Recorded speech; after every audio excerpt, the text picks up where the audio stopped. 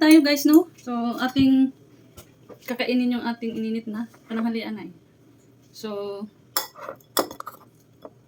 di mo na kailangan ano guys, kain ka talaga para malakas tayo pag magtrabaho tayo. Actually, tapos na ako sa gawain ko. Hindi pa ako nakarating sa aking pinaka main task, alagaan.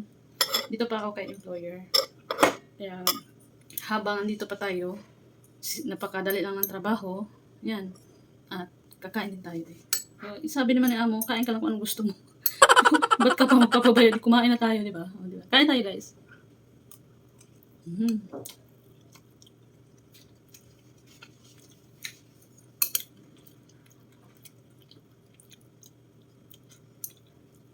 Matabang talaga ang pagkain dito. Nasa sayo naman kung mag-asin ka, magtutuyo. So, kuha ka yung tuyo. Hindi lang, pampalasa lang ng ating, dila.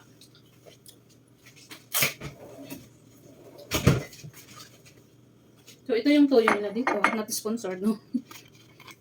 So, ito yung tuyo na, klaseng tuyo ay matamis-tamis. Kunti lang.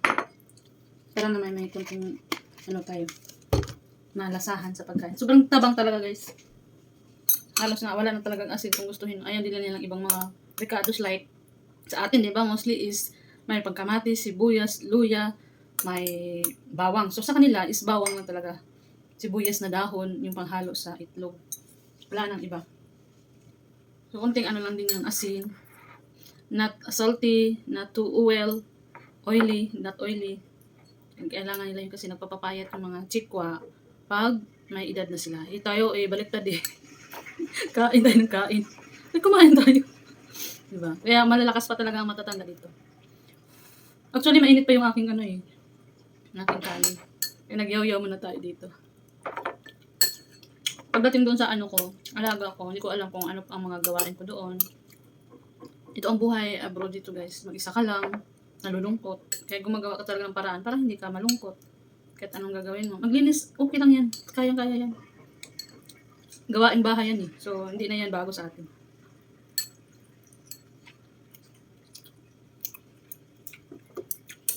Yung mga food kasi dito is napaka-healthy din.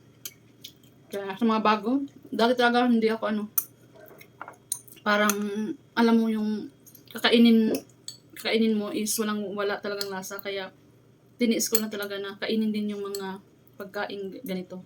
Walang choice eh. Magugutom ka kung hindi ka kakain. Kaya, tsaga lang talaga.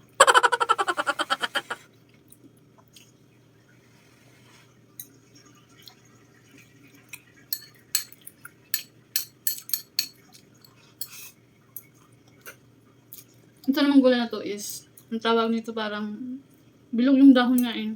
Hindi siya common sa atin guys. Dito lang. Lagi ako nagugulay nito sa dati kong employer. Kaso lang, kakainit. Nalata na. Okay lang yan. Kunting tuyo. Wala eh. Walang lasa eh. Pero masarap na rin pag nasanay tayo. Kayang-kaya na yan.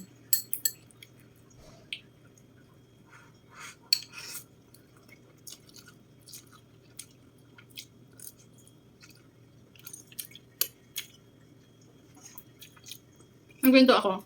Ito dati, nag-uwi ako nito. Siguro mga 3.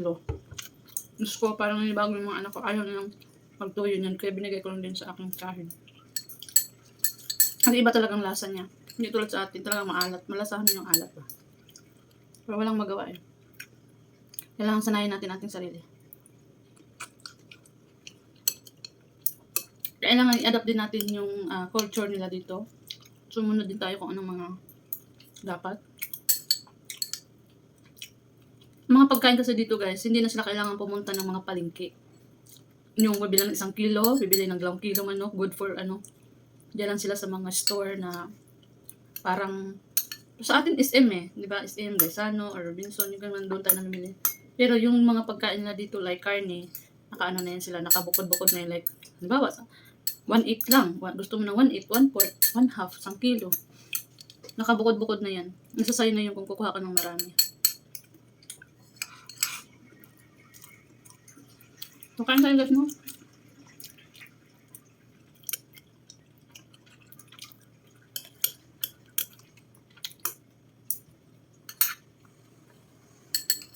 Sobrang sarap din naman ang nila kanin. Kasabi ko sa inyo, yung kanin dito, mapapataba ka talaga dahil masarap. Lalo na pag may humba, paksiw. Iba pa rin yung pagkain sa atin.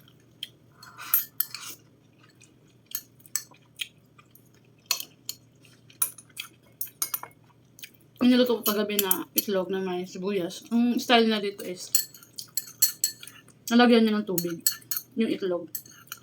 Para hindi siya puro at hindi malangsa. Lagyan mo ng maraming sibuyas na dahon. Nipis mo lang na pag ano, manipis lang ang pag hiwa.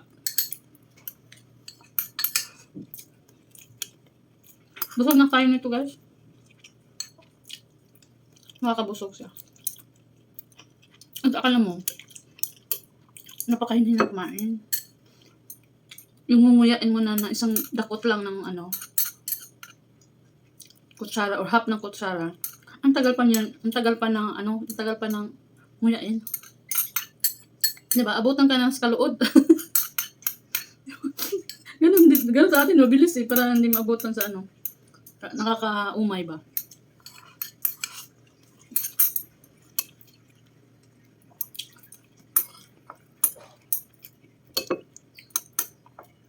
Kaya ubusin na lang natin to kasi wala eh. Hindi naman to siya mabigat sa tiyan. Hindi naman siya karne kasi. Kaya okay lang yan.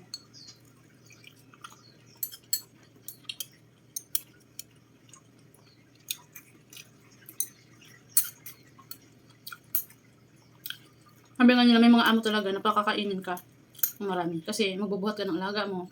Kaya hindi talaga malakas ka. Kaya swerte tayo na napunta tayo dito na hindi ano, sa kuripot sa pagkain. Diba?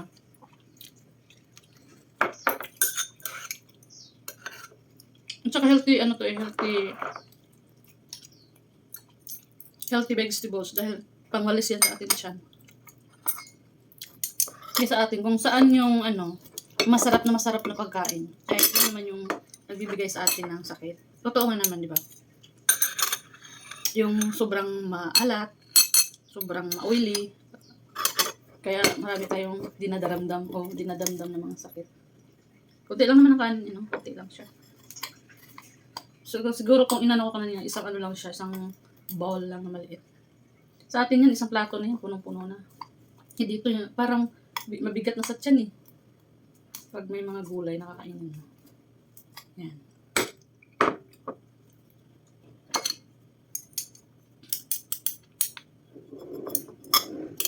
Kaya enjoy eating. Maraming salamat sa inyo lahat. Bye!